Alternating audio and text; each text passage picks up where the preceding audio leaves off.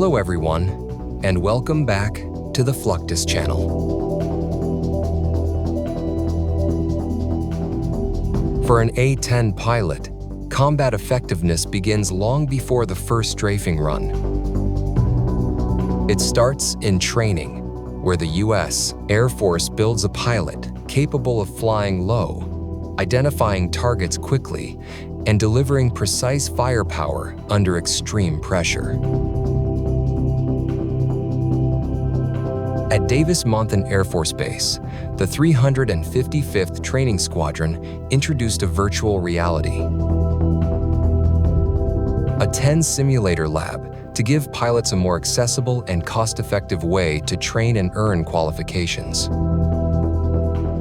That matters because the A-10 is not simply another attack jet. It is an aircraft built for close air support where seconds matter. Friendly forces may be nearby, and mistakes can be fatal. In that environment, repetition is everything. And simulation gives student pilots a way to absorb procedures before entering the cockpit for real.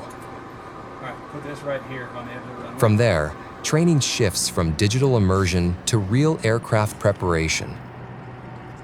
Pilots move through briefing rooms, flight gear checks, cockpit familiarization, startup procedures, and runway operations, gradually learning how to manage the jet as a complete combat system. The A-10 may look rugged and straightforward from the outside, but operating it effectively requires discipline and exact procedural control. Before a sortie, pilots and crews work through checklists, inspect the aircraft, and prepare it for flight. Only then does the next stage begin getting airborne and learning how the aircraft actually feels in motion, power, and response. That transition from classroom and simulator work to live flight is where the pilot begins turning knowledge into instinct.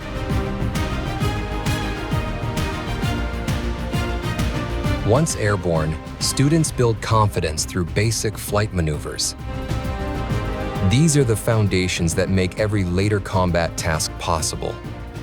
Turns, climbs, descents, formation work, low-level handling, and control of the aircraft across different speeds and attitudes.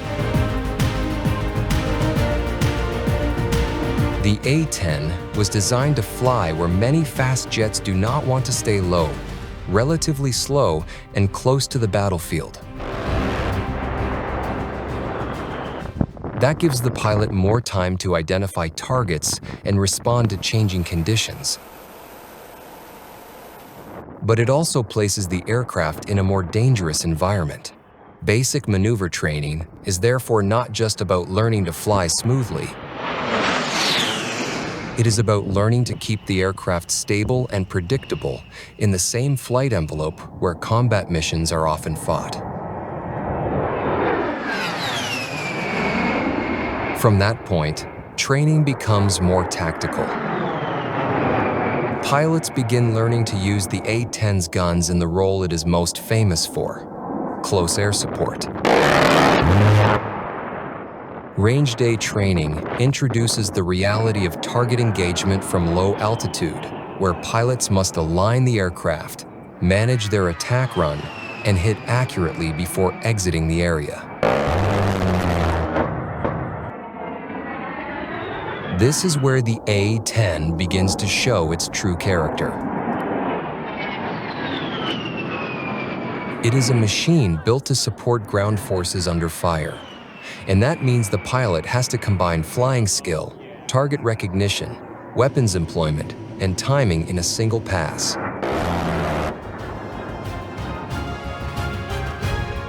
The same applies when the aircraft practices striking targets from the air with other weapons. Whether attacking ground positions or conducting broader weapons employment, the A-10 pilot is being shaped into a specialist whose primary job is controlled, repeatable violence delivered exactly where it is needed. That training expands beyond the gun.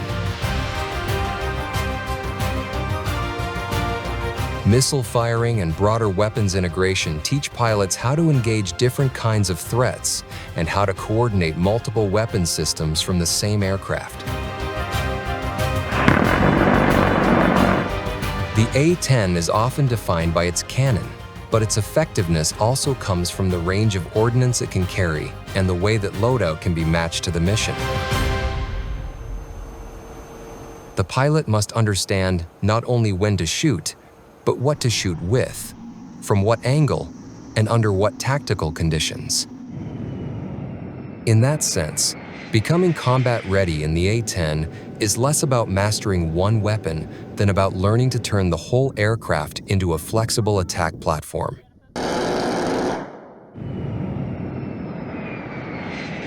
That flexibility also includes where the jet can operate.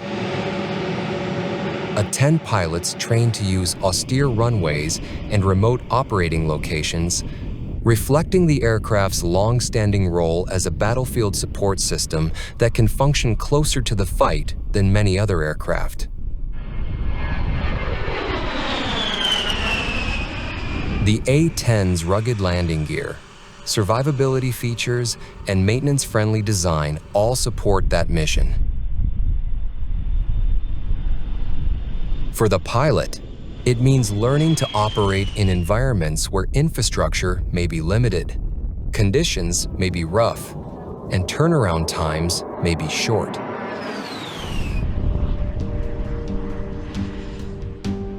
All of that training leads toward the second half of the A-10 story, the aircraft's weapons. The Thunderbolt II was built around its most iconic system, the GAU-8A Avenger, a 30mm 7-barrel rotary cannon. So central to the aircraft that people often describe the A-10 as a gun built around an airplane. The cannon was designed to destroy armored targets, and the aircraft itself was shaped to support that mission.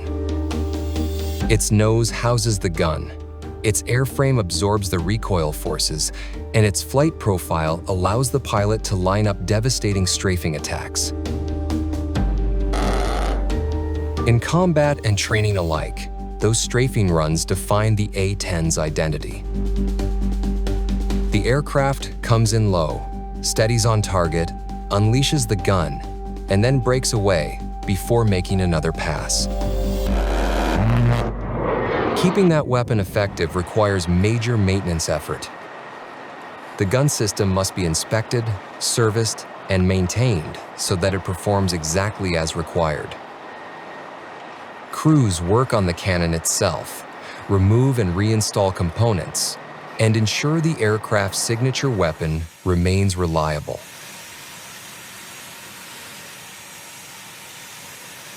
The same is true for gun installation and ammunition loading. The A-10's firepower depends not only on the pilot's skill, but also on the technicians who install the gun properly. Load the rounds, and make sure the entire system is ready to function under combat conditions.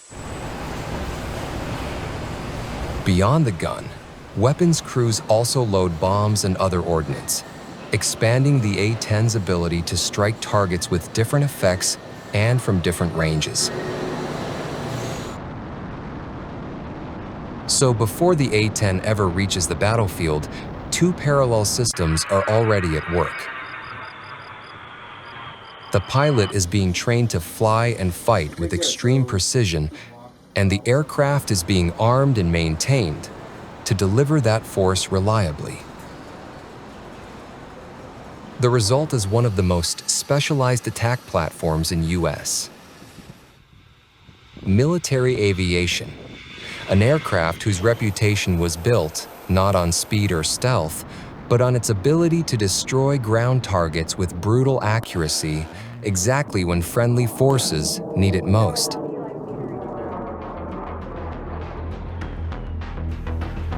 And while the A-10 shows how a dedicated close air support jet can dominate the battlefield at low altitude, other aircraft reveal how the same demand for precision firepower has evolved in very different ways.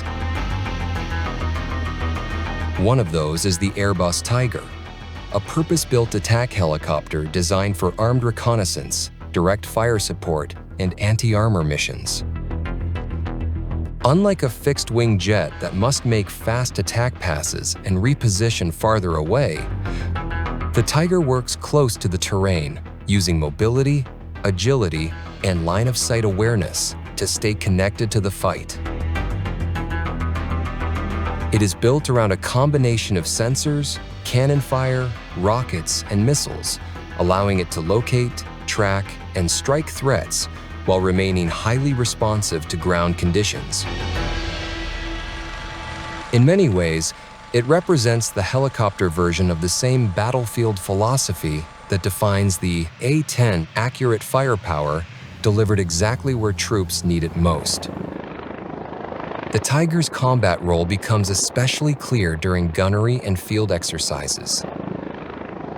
Its 30mm turreted cannon gives it immediate direct fire capability, while its sighting systems allow the crew to engage targets with far greater control than older gunships. From the pilot's perspective, flying the Tiger is a constant balancing act between power, precision, and terrain. The aircraft may be maneuvering low over uneven ground, masking behind cover, or repositioning after a brief firing window. That changes the rhythm of combat completely. A helicopter like the Tiger is not just passing over the battlefield, it is working inside it, using its ability to slow, hover, shift direction, and attack from angles that fixed-wing aircraft cannot always match. In that environment, the cannon is not just a weapon. It is part of a larger system of rapid observation, target engagement, and immediate correction. If the Tiger shows how attack helicopters apply direct firepower at close range, the F-35 shows how that same requirement continues to evolve inside a stealth fighter. At first glance, the F-35 belongs to a very different category of air warfare, stealth shaping, sensor fusion, and multi-role missions. But even inside that advanced architecture, the cannon still matters. The F-35A carries an internal GAU 22A 25mm cannon, while the B and C variants use an external gun pod. That alone says something important. Even in an aircraft built around precision, guided weapons, and digital targeting, there is still a place for direct fire capability. Gun testing has been a major part of proving that role. On the ground, the F-35's cannon had to be validated for function, structural integration, and reliability. In the air, it had to prove that it could deliver accurate fire under real flight conditions. That process matters because a cannon inside a stealth fighter is not there for tradition. It is there because there are still situations where gunfire remains relevant. Whether for air-to-ground strafing, close-range target engagement, or last-option air combat. What makes the F-35's approach different is the level of sensor integration wrapped around that firepower. Its electro-optical targeting system, or EOTS, is part of the aircraft's broader ability to detect, track, and classify targets with precision. Instead of relying only on pilot vision and traditional aiming methods, the F-35 builds a digital picture of the fight, helping the pilot engage with far more awareness. That means the aircraft's gun is not simply another weapon bolted onto the fuselage. It is woven into a larger system of targeting, tracking, and mission execution. As future upgrades continue to improve the F-35 software, sensors, and weapons integration, that firepower becomes part of a broader shift in how modern fighters detect and destroy threats. So in the end, that is the larger pattern. The A-10, the Tiger, and the F-35 may belong to different generations and mission categories, but all three reveal the same battlefield truth. Modern combat still rewards aircraft that can strike precisely, survive under pressure, and put firepower exactly where it matters most. The A-10 owns the brutal, low-altitude gun run. The Tiger brings direct fire attack from a hovering and maneuvering gunship, and the F-35 merges stealth, sensors, and cannon testing into the future of combat aviation. Different aircraft, different roles, same principle precision is still everything. That's the end of this video. I hope you enjoyed it. Make sure to subscribe to this channel so you don't miss any of our new content. See you next time.